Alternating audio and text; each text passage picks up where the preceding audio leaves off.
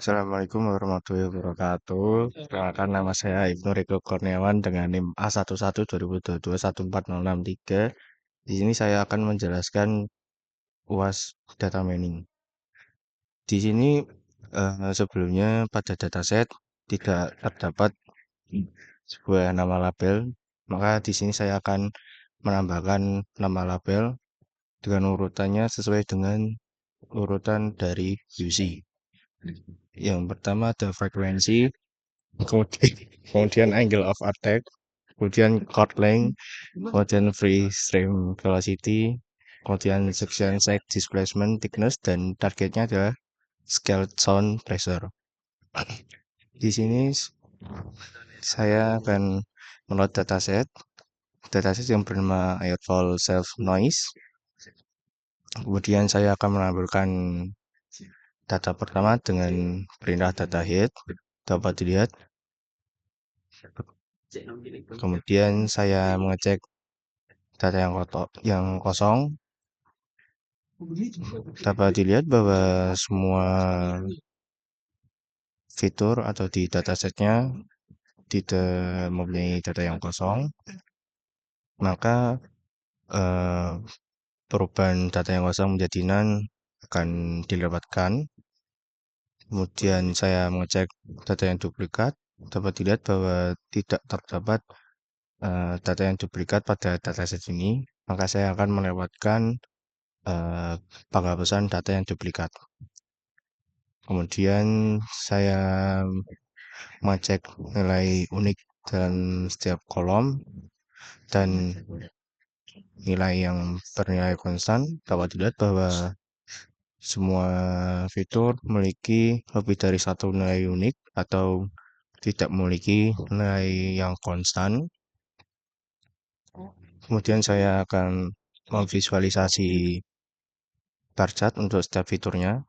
Dapat dilihat frekuensi seperti ini, kemudian angle of attack, kemudian chord length, kemudian free stream velocity, kemudian section set displacement thickness, dan scaled sound pressure.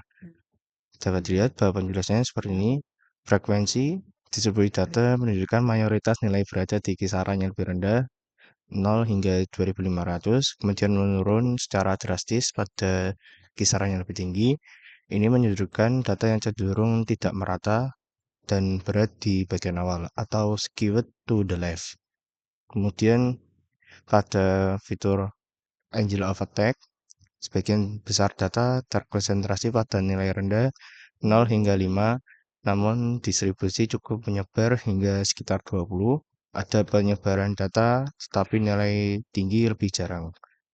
Kemudian fitur chord length, data menunjukkan distribusi yang berbentuk kategori dengan beberapa nilai yang muncul berulang kali, seperti 0,05, 0,1, 0,15, 0,2, 0,25, dan 0,3.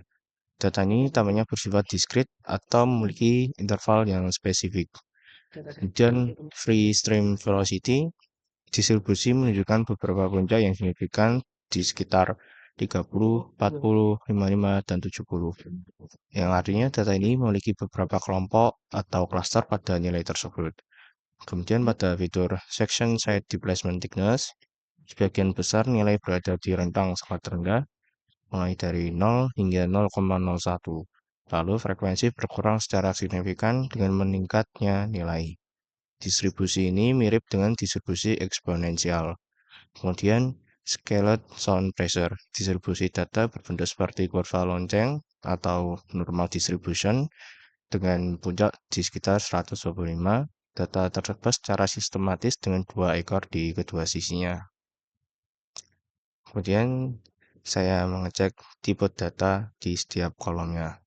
Dapat dilihat frekuensi bertipe integer, kemudian yang lainnya bertipe float. Karena semua fitur bertipe numerik, maka tidak ada fitur yang bernilai kategorikal. Kemudian menghitung korelasinya. Dapat dilihat bahwa berikut ini adalah korelasi dari setiap fiturnya. Dapat dilihat bahwa terbuat dua buah fitur yang memiliki korelasi yang di atas 0,05 atau lebih tepatnya 0,75, yaitu fitur section size, displacement thickness, dan angle of attack. Akan tetapi saya tidak menghapus dua buah fitur tersebut atau saya biarkan saja. Kemudian saya melatih model, kemudian saya men-split data menjadi 20% dan 80%. Kemudian saya melatih linear regression dengan rumusnya Y sama dengan 132,5316 ditambah minus 0,13 dan sekian. Kemudian saya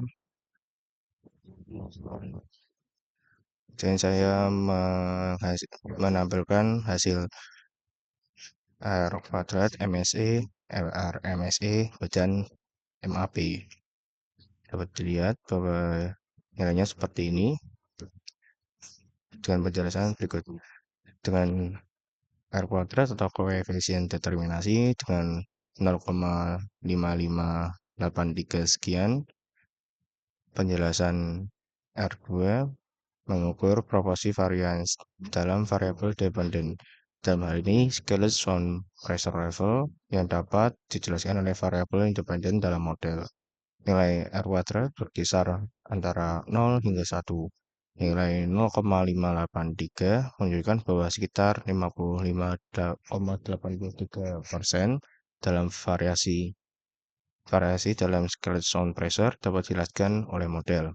Ini menunjukkan bahwa model memiliki kemampuan yang moderat dalam menjelaskan data, tetapi masih ada sekitar 44,17% variasi yang tidak dapat dijelaskan oleh model, yang mungkin disebabkan oleh faktor lain atau noise dalam data. Kemudian MSE-nya dengan nilai 22,1 sekian. Dengan penjelasan berikut, MSE adalah rata-rata dari kuadrat selisih antara nilai yang diprediksi dan nilai aktual. MSE memberikan gambaran tentang seberapa besar kesalahan prediksi model. Nilai MSE yang lebih rendah menunjukkan bahwa model lebih baik dalam memprediksi nilai aktual. Dalam hal ini, MSE sebesar 22,1286 sekian menunjukkan bahwa secara rata-rata kesalahan kuadrat antara prediksi dan nilai aktual adalah sekitar 22,1 sekian. Kemudian RMS-nya dengan nilai 4,7041 sekian. RMSE adalah akar kuadrat dari MSE. Ini memberikan ukuran kesalahan dalam satuan yang sama dengan variabel target sehingga lebih mudah untuk diinterpretasikan. RMSE sebesar 4,7041 sekian yang berarti bahwa secara rata-rata prediksi model menyimpang dari nilai aktual sekitar 4,70 unit. RMSE yang lebih rendah menunjukkan model yang lebih baik. Kemudian MAPE dengan nilai 0,0296 atau 2,95%. MAPE mengukur kesalahan prediksi sebagai presentasi dari nilai aktual. Ini memberikan gambaran tentang seberapa besar kesalahan relatif terhadap nilai yang sebenarnya. MAPE sebesar 2,96% menunjukkan bahwa secara rata-rata kesalahan prediksi model adalah sekitar 2,96% dari nilai aktual. MAPE yang rendah menunjukkan bahwa model memiliki akurasi yang baik dalam prediksi. Kemudian kita menggunakan model atau algoritma random forest. Dapat dilihat hasilnya seperti ini. R kuadrat atau koefisien determinasi dengan nilai 0,9340 yang menunjukkan bahwa sekitar 93,40% dalam variasi dalam variabel dependent scaled sound pressure dapat dijelaskan oleh model. Ini adalah nilai yang sangat tinggi, yang menunjukkan bahwa model memiliki kemampuan yang sangat baik dalam menjelaskan data. Dengan kata lain, model ini mampu menangkap sebagian besar pola dalam data, dan hanya sekitar 6,60% variasi yang tidak dapat dijelaskan. Kemudian MSE-nya bernilai 3,304 sekian. MSE untuk model random forest adalah 3 3,3048 yang menunjukkan bahwa rata-rata kesalahan kuadrat antara nilai yang diprediksi dan nilai aktual sekitar 3,30 sekian. Nilai MSE yang rendah ini menunjukkan bahwa model random forest lebih akurat dalam memprediksi nilai dibandingkan dengan model regresi linear sebelumnya yang memiliki MSE lebih tinggi. Kemudian RMSE dengan nilai 1,81799 sekian, yang berarti bahwa secara rata prediksi model menyimpang dari nilai aktual sekitar 1,8 unit. RMSE yang lebih rendah dibandingkan dengan model regresi linear menunjukkan bahwa model random forest memberikan prediksi yang lebih akurat.